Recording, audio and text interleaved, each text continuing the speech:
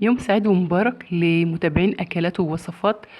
النهاردة هنعرف البنات والعرايس أنواع البطاطس، لأن البطاطس دي أساس البيت. في كل حاجة تلاقيها بطاطس مهروسة، بطاطس مقلية، بطاطس في الصينية. كل حاجة تلاقي البطاطس دي بتدخل في أي أكلة وفي أي وجبة. لازم يكون في بطاطس محطوطة على السفرة.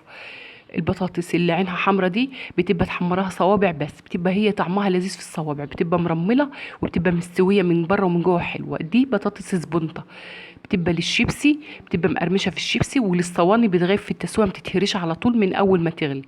بطاطس صغيره بنجيبها من السوق كده، صغيره رفيعه كده قد البيضه او اصغر شويه، بنجيبها نسلقها ببعضها كده، نغسلها ونسلقها في ميه وملح، ودي ناكلها مع الكشري مع الرز مع الحاجات دي، تفضل ببعضها. انما لو عايزه بطاطس تعمليها تهرسيها، خدي من البطاطس الكبيره دي، اهرسي منها، قشريها وقطعها مكعبات في ميه مغليه، حطيها بملح 3 دقايق بالظبط هتكون استوت، ما تاخدش وقت في الغاز وما تاخدش وقت. بتبقى طعمها حلو وما بتغيبش في التسويه. فاحنا بنقول انواع البطاطس اللي انت تطبخي بيها واللي انت ممكن تكوني مش عارفاه، وانت هاتي زي ما انت عايزه واي كميه انت عايزاه. هو في ناس بتيجي في ايام البطاطس تشتري شكاره من كل نوع، في ناس اللي هي ال 10 كيلو او 15 كيلو بتشتري وتبقى الحاجه موجوده عندك. ماشي، هتشتري كيلو بدل ما تشتري مثلا 2 كيلو من نوع واحد، لا نوعي من ده ومن ده. يبقى لما تيجي تعملي تحمري صوابع، اعملي من ام عين حمرا. لما تيجي تعملي شيبسي او صينيه، هاتي من السبونطه.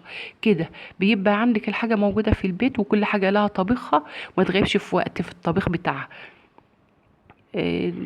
مع شويه فول بقى. النهارده ده الفطار بتاع الجمعه، شويه فول بالليمون والطحينه، بطاطس محمرة، بدنجان قلاتيه بالدقة كده، وجبنة حادقة، جبنة بيضاء، اللي موجود كل واحد ومقدرته وكل واحد وظروفه.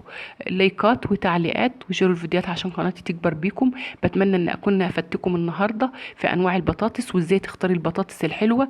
اهم حاجه ما تشتريهاش كبيره قوي علشان خاطر ما تبقاش قلبها فاضي من جوه. واشوفكم في فيديو جديد.